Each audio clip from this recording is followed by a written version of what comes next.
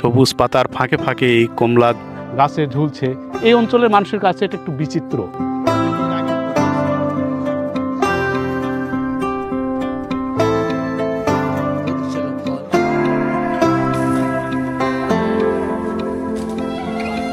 গ্রামের লোকজন যেটা হয় আর কি, কৌতূহল একটা ছিল সবার ভিতরে ছিল, এবং বা কৌতূহল বলতে সবাই নেগেটিভ ভাবে এটা দেখছে প্রথম দিকে।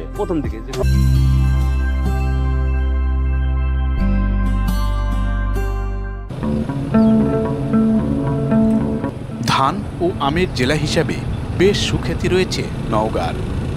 এ জেলার বাসিন্দাদের জীবন জীবিকার উৎস কৃষি। উর্বর মাটি, সহায়ক আবহাওয়া আর নতুন নতুন জাত কৃষকের ঝুড়িতে যোগ হচ্ছে একের পর এক সাফল্য। সাফল্যর এমন এক গল্প জানাতে নিয়ে যাচ্ছি নওগাঁর মহাদেবপুরের পল্লীতে। হেমন্তের রোদ ঝলমল উষ্ণ কোমল আবহাওয়া বিরাজ করছে ধরণীতে। আঁকা বাঁকা পথ মারিয়ে এগিয়ে যাচ্ছি আমরা। অবশেষে এসে পৌঁছলাম ঈশ্বর লক্ষ্মীপুর নামক সেই গ্রামে। বন্ধুরা, নিয়ে এসেছি নওগাঁর একটি প্রত্যন্ত এলাকা, নওগাঁ মহাদেবপুর উপজেলার ঈশ্বর লক্ষ্মীপুর সোপাপুর ইউনিয়নের অধীনে। আজকে একটি চমকপ্রদ, বিশেষ করে একটু ভিন্ন জাতের একটি খবর আপনাদের সংযুক্ত করব বলে নিয়ে এসেছি। কমলার চাষ হয়েছে। কমলা, আসলে কমলার নাম শুনলেই সবসময় আমরা যে বিষয়টি জানি যে বিদেশি কোনো ফল বিদেশ থেকে আসে, ভারত, দার্জিলিং, কাশ্মীর এই জাতীয় কমলার কথা চলে আসে। কমলার অসাধারণ একটি বাগান এখানে আমরা দেখতে পাচ্ছি এবং নিয়ে এসেছি সেই কমলার বাগানে। ইতিমধ্যে কমলার বাগানটি আপনাদের ছোট, খুব বড় না, কিন্তু চারপাশে যে কমলার নান্দনিকতা, একেবারে লাল টকটকে কমলা, এই ছোট্ট বাগানের থোকায় থোকায় ঝুলছে কমলা। অসাধারণ একটি বাগান, অসাধারণ চিত্র, মন অনেকটাই প্রফুল্ল হওয়ার মতো জায়গা বলা যায় এখানে। স্বাভাবিকভাবে কমলার বাগান নিয়ে আমার কোনো বাড়তি অভিজ্ঞতা ইতিপূর্বে ছিল না। ছোট ছোট গাছ বলতে ভুলবে, অনেকগুলো কমলা ধরেছে, অনেক, একেবারে থোকায় থোকায় কমলা ধরে ঝুলছে, লাল টকটকে।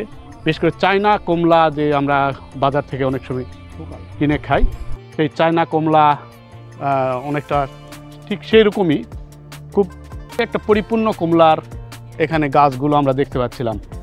এখানে এই প্রত্যন্ত এলাকায় যিনি করেছেন, ওনার নাম হচ্ছে শফিকুল ইসলাম রানা। উনি ইউটিউব দেখে এই কমলার বাগানটি করেছেন, আমরা যতদূর জানতে পারছি। ভাই শফিকুল ভাইয়ের কাছ থেকে একটু জানবো, অভিজ্ঞতা শেয়ার করব। আসলে বয়সে তরুণ, উদ্যম রয়েছে। আপনার এই বাগানটি এলাকায় রীতিমতো একটা সাড়া ফেলেছে এবং আমরা দেখছিলাম মানুষজনের কাছে দারুণ একটা আগ্রহ, এবং সবচেয়ে মজার বিষয় হলো বাগানে ঘুরে দেখেও আমাদের কাছে দারুণ লেগেছে। অসাধারণ একটি ফ্লেভার। এক একটা থোকায় কতগুলি করে রয়েছে একটু যদি দেখাতেন।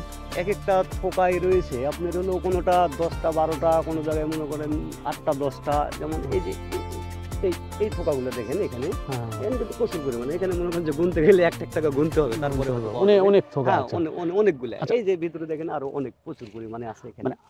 আপনি উদ্বুদ্ধ হলেন কিভাবে এই কমলার বাগান? এটা হলো 2020 অথবা 21-এর ওইদিকে আমি ইউটিউবের ভিতরে ঢুকতে পরে এক পর্যায়ে এটা পাই, এই কমলার ইয়েটা পাই। তারপর ওখান থেকে আমি দেখলাম পুরো ভিডিওটা দেখার পরে তারপর আমার খুব ইচ্ছা হলো যে আমি নিজেও একটা বাগান করবেন। এবং এই জাতটা পেলেন কোথায়? এই জাতটা পেলাম চুয়াডাঙ্গাতে, চুয়াডাঙ্গা জীবননগর থেকে। ওখান থেকে আমি যাওয়ার পরে তারপরে তো লোকজন দেখে খুব সবাই মনে করেন যে গ্রামের লোকজন যেটা হয় আর কি, সবাই কৌতূহল ছিল, এবং বা কৌতূহল বলতে সবাই নেগেটিভ ভাবে এটা দেখছে প্রথম দিকে যে সবাই যে কমলা এটা কিভাবে সম্ভব, বাংলাদেশে কি এটা কখনো হয়নি এই এলাকায়, আর বিশেষ করে এই এলাকায়, আমাদের এলাকায় তো মনে করেন এই প্রথম। তারপর দেখ আমি কারো কথায় আমি কোনো কিছু মনে করিনি, করলাম 1 বছর। তারপরে এটা পরিচর্যা করলাম, 1 বছর যাওয়ার পরে ওই জানুয়ারিতে লাগালাম। পরবর্তীতে আপনার হলো 1 জানুয়ারি পরে পরবর্তী মার্চের ওদিকে আমি একটা গাছে 2-একটা ফুল আসা আর কি দেখলাম। পরে আরো কিছু সংখ্যা গাছে দেখলাম। তো ওই বছর অল্প কিছু সংখ্যা গাছে পেলাম। তারপর গেল ওই বছর তো যাওয়ার পরে, তারপর দ্বিতীয় বছর এসে মোটামুটি সব গাছে তখন ফুল আসলো।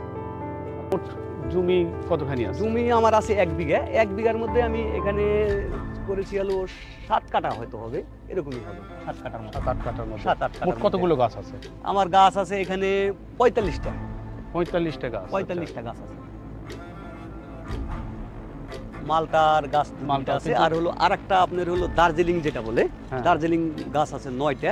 দার্জিলিং গাছগুলাই এর আগে আসে নাই, এই প্রথম এবার আসছে। এটা কি না এখনো এটা খাওয়া হয় না বা এটা দেখাও হয় না। এটা হলো দার্জিলিং। দার্জিলিং বড় বড়, অনেক বড় সাইজ। এটা হলো অনেক বড় সাইজ এটা। কিন্তু এটা হচ্ছে চায়না 3টা। চায়না 3 এটা। এটা আর কি, এটা এবারটা 3 বছর আমি পেলাম, 3য় বছর। কিন্তু ওটা আসছে এই প্রথম, তারপরে খুব অল্প সারে। এটাতে আমি ব্যাপক সারা পাই এবং আমার নিজের কাছে খুব ভালো লাগে। সবাই যে দেখে তার কাছে এটা খুব ভালো লাগে। কালারটা তো অসাধারণ। কালারটা অসাধারণ এবং খাদ্য মিষ্টি, সুস্বাদ আছে। সমস্যা একটু এটার মধ্যে একটু বেশি সংখ্যাটা একটু। এই অঞ্চলে কমলার বাগান স্বাভাবিকভাবে অনেকেই করেন, কিন্তু স্বাদ, গুণগত মান এগুলি নিয়ে অনেক প্রশ্ন রয়েছে। তবে এই বাগানে আমরা যে বাগানটিতে রয়েছি, ছোট বাগান, মোটামুটি 10 কাঠার মতো বাগান, দেখছেন একবার থোকায় থোকায় ঝুলছে কমলাগুলো। দেখতে কিন্তু অসাধারণ। এই জন্য বলছি যে যেহেতু ভিন্ন জাতের ফল, আর স্বাভাবিকভাবে কমলা কিন্তু সবসময় যেটা দেখা যায় যে নভেম্বর বা শীতকালীন সময়ে এই যে দেখতে পাচ্ছি এই কমলাগুলো বেশি আসে, এবং কমলা আমাদের দেশে ব্যাপক পরিসরে কমলা কিন্তু আমদানি করতে হয়, এবং এই আমদানি করা কমলাগুলোই ভোক্তার চাহিদা মিটিয়ে থাকে। তো যেহেতু এরকম একটি বাগান গড়ে তোলা হয়েছে পরীক্ষামূলক করার পরে, স্বাভাবিকভাবে আমরা দেখছি যে অনেকগুলো একেবারে স্বাদ, গুণগত মান, এটা আমরা একটু আপনাদের এরপর খেয়ে দেখবো। আমি আসলে খাওয়ার পরে একটু রিভিউ দিতে চাচ্ছি যে আসলে এখানকার কমলার স্বাদটি কেমন।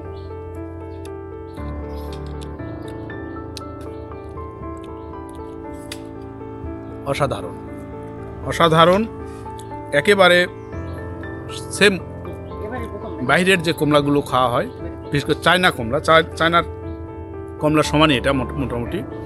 একটা কমলার ওজন কত 60-70 গ্রামের মতো হবে, এবং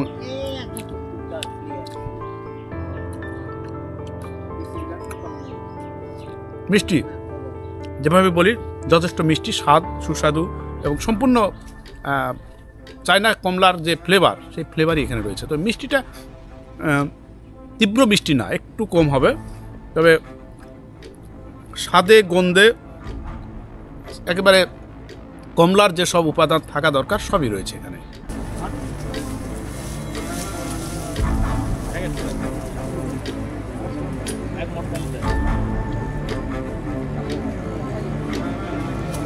বাইরে থেকে আমরা